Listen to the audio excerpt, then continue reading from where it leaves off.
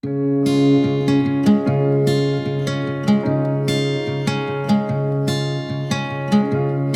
was lost in a city dream, and I was at home again beside the stream. Then you walked past me, and you saw me and smiled.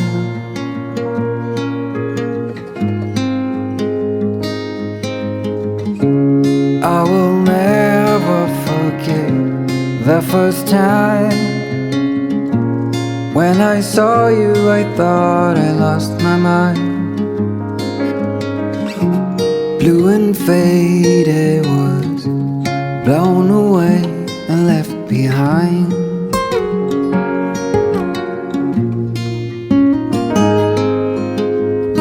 I hope you'll always be around, even if I fail. You are like a summer breeze that I must eat. Hey y'all, you're watching 13 Moons Homestead. My name is Lynette. Today is August 1st. If you follow the Wheel of the Year, this is a holiday called, some people call it Lughnassadh. And it's the celebration of the first harvests of the year. So it's the beginning of when fruits and grains are starting to be harvested. And it's often celebrated by harvesting and baking bread and making fruit pies and such things. So we have had plums to harvest so far this year. I did get juice from the plums at least, that I'm hoping to at least can the juice so that I can use it later to make jelly or syrup or just have as juice. You know, if you've been following along, that we were not able to get the garden spaces ready in spring or early summer to put in crops at those times. But I told you the other day that we had ordered some garden beds and we're going to start a smaller garden that will someday become the herb garden. So I might be able to get some fall crops in if we work really fast. So I thought today was a good day to look forward to future harvests and tell you about the garden beds that we bought. So we went to pick up our garden beds. I had ordered 6 of them. We could only fit 5 in the trailer, so we'll be picking up the last one on another day. But here they are.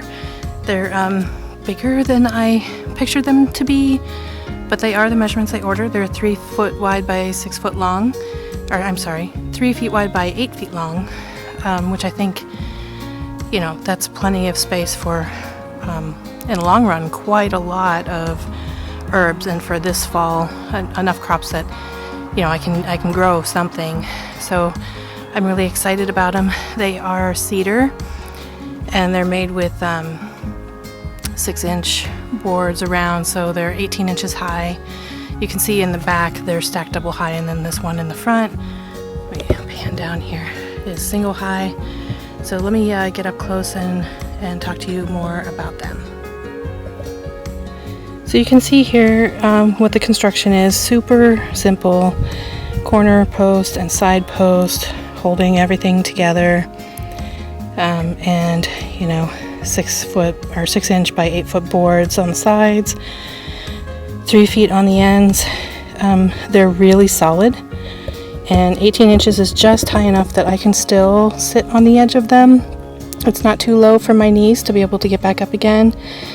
One thing I think I will do is on these side reinforcement things here, I think I will add some cross members between the 2 sides to shore it up a little bit and make sure that when it's filled with dirt, the sides don't push out.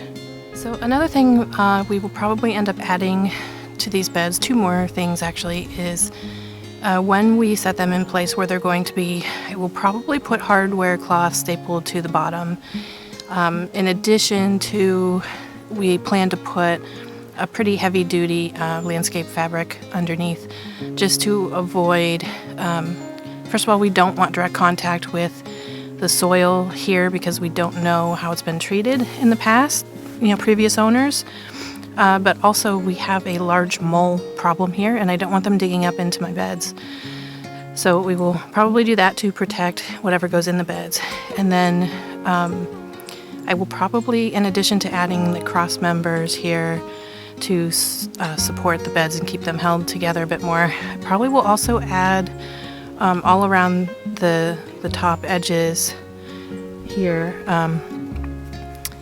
a ledge that'll be a little more comfortable to sit on, because the height is appropriate. I can sit on it to garden from here, but balancing on a tiny little inch and maybe an inch and a half lip when you have a solid foundation is a little uncomfortable. So we'll put a little wider board to cap it off. It will make it look a little more finished also.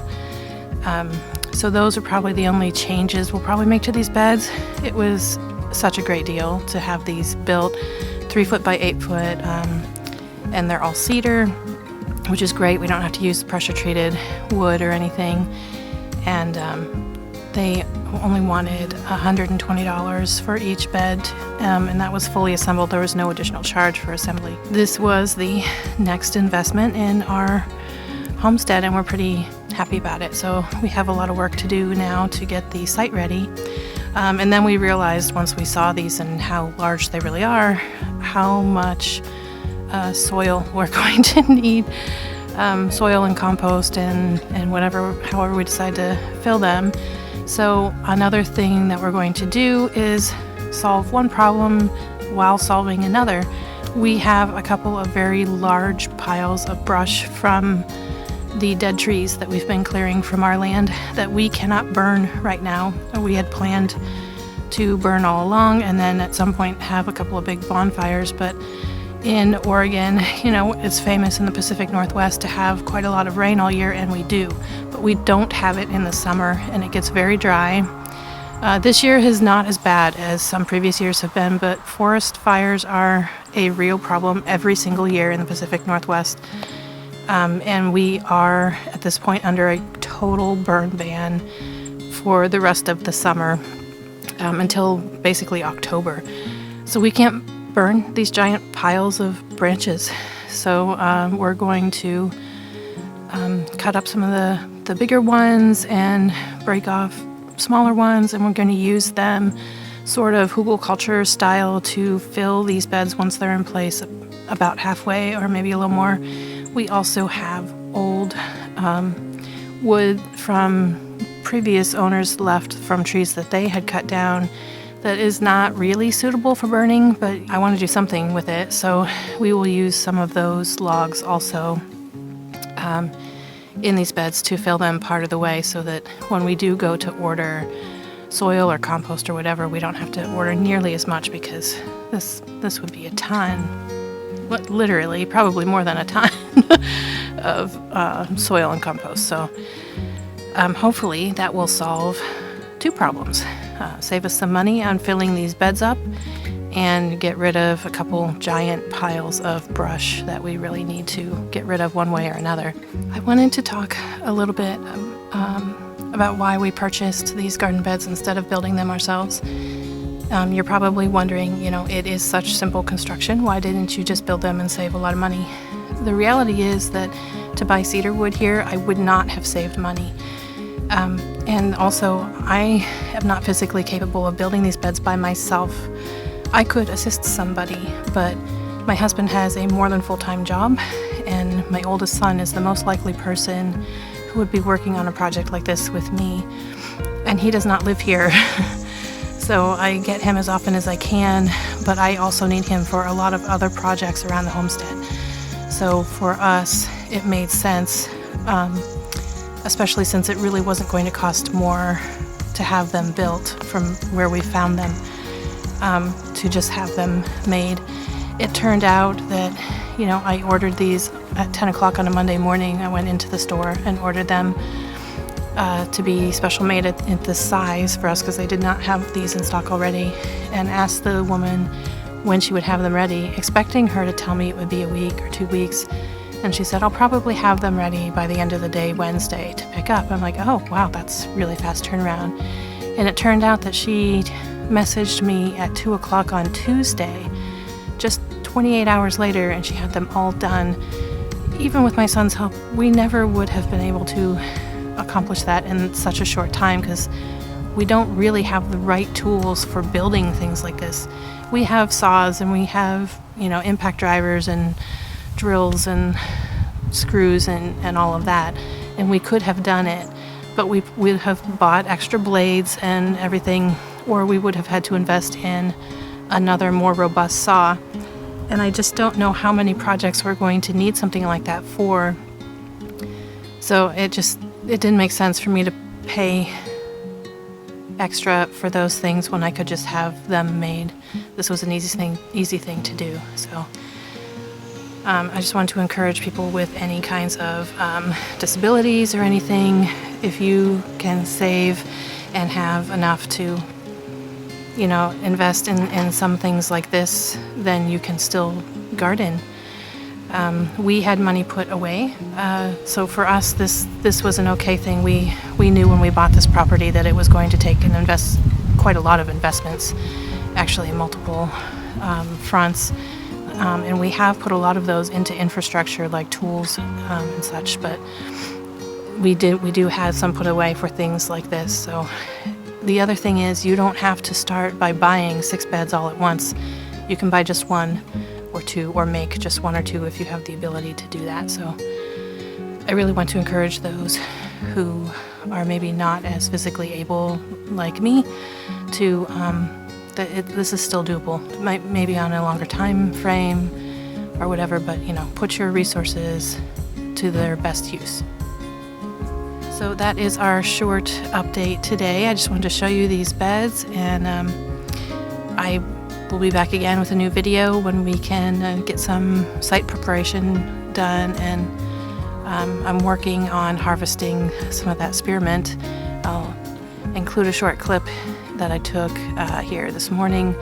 I took a bucket out and started to harvest, and it was a small pan actually, and expected to be able to fit a lot more in there, and I only got through a few handfuls and realized I'm gonna need some much bigger buckets, and I need to not try to do this in the heat of the day. So whenever I get around to harvesting the bulk of this spearmint and stuff, when we're getting ready, I'll try to make a video to show you how much we got, maybe even how we're preserving it, getting it in the dehydrator and stuff. So thanks for joining me. We'll see you on the next video. I will never forget the first time when I saw you. I thought I lost my mind. Blue and faded was blown away and left behind.